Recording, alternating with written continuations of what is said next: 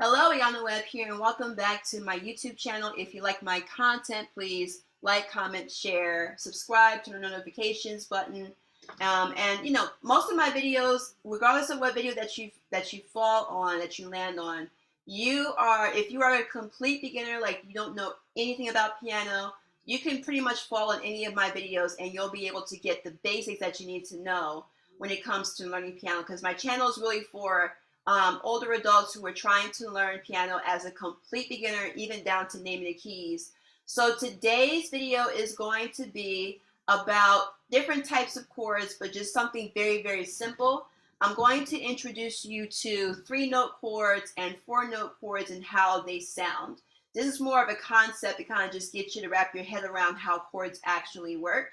Before I get into all of that, I do want to introduce you to some of the keys. So there's white keys and there's black keys.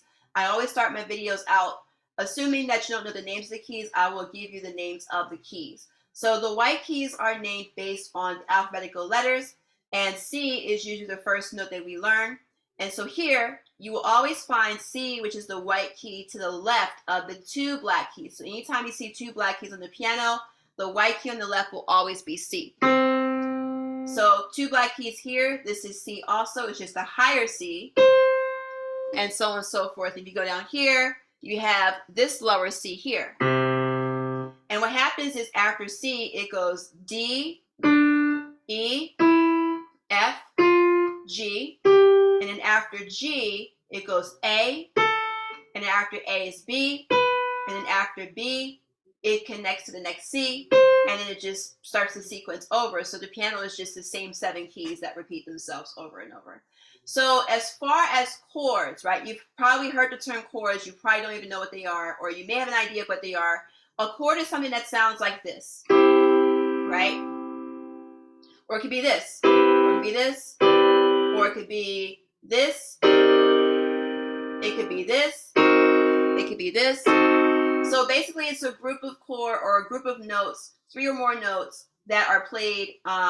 They can be either together or they could be separate. They could be played individually, right? But there are certain criteria that these notes have to meet in order for them to be considered a chord. And I'm going to break that down today. So I'm going to start with the 3-note chords. So when it comes to music, everything is pretty much calculated by these things called intervals. And an interval is the distance between 2 keys. So you know an interval of time between, let's say, 2 o'clock and 3 o'clock is 60 minutes. So there's a calculation that is used to determine how far one note is from another. So those are called intervals. To make it super, super basic, intervals are named by numbers. So let's say if we start with C. And then after C is D, which we've already established, right? If we were to go for the standard C scale, then C, going from C to D, would be 2 keys from each other. So 1, 2, right?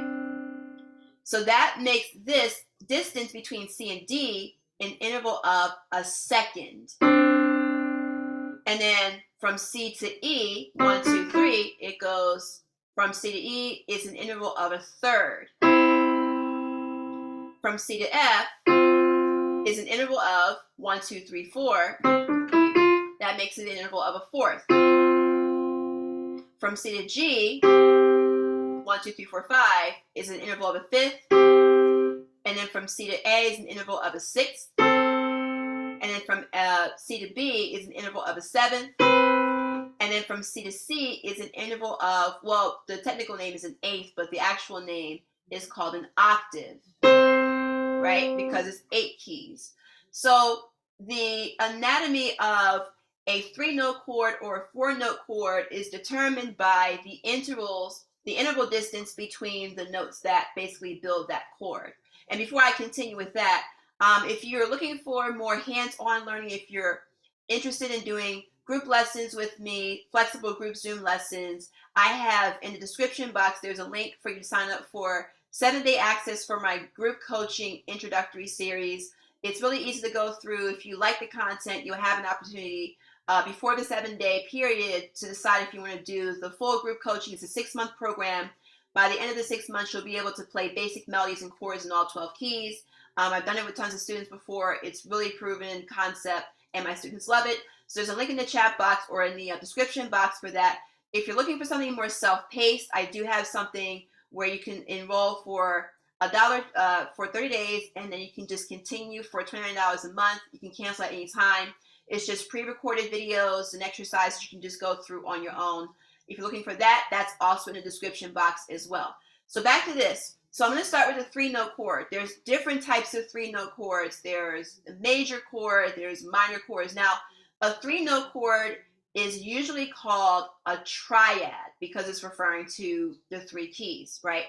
Now here, if we were to start with what's called a root, and if I were to use a C chord as an example, wherever the name of the chord is, let's say if I were to call it a C major triad, C would be the root. If it was a G major triad, then G is the root. For this example, I'm going to show you what's called a G major triad, where C is the root of the chord. So that's the first note. Because this is a 3-note chord, three-note chord, we have to figure out the other 2 notes. So how you build a 3-note chord is you start with the root. The next note is called the third because it is 3 keys from the root. This is where the intervals come in, right? And then the next note is what's called the 5th of the chord because it's referring to the distance between the root and that final note, which is 1, 2, 3, 4, 5 keys, right? So a triad is going to have 3 notes. It's going to have the root, the third, which is 3 keys from the root, or 3 basic keys, scale keys from the root. And it's going to have a 5th, which is going to be a 5th from the root. So when you play them together, you have a triad.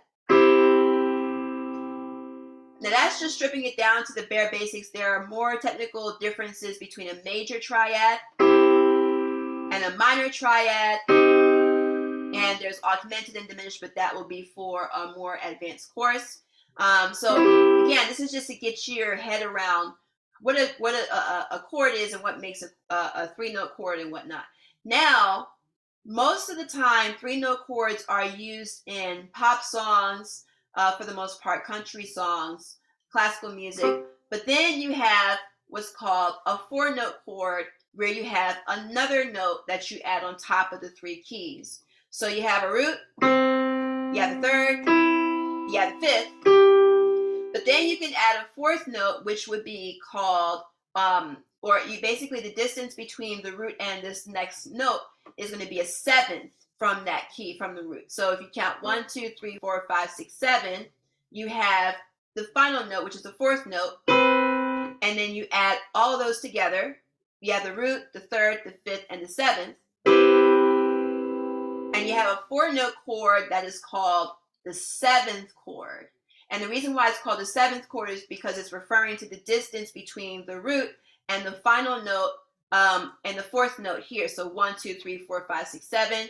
It is the distance of a 7th, which is what makes it a 7th chord. Now, just like triads, there are different types of 7th chords. So the one I'm playing here is what's called a C major 7th chord. But then you have other ones like this one, this one, this one, this one. So these are all different types of 7th chords. Again, that will be probably for before a more advanced course. But again, this is just to give you a basic idea of how a 3-note chord is built and how a basic 4-note chord is built, as well as their names. Now, the 7th chords are used in more advanced genres like R&B music, gospel music, jazz music. So all of that is, by the way, covered in the group coaching program where we do the Zooms and all that stuff. We go into all of that in both the beginner and intermediate level of the group coaching. So thank you for watching. I hope that this was helpful, and I look forward to seeing you in a future video.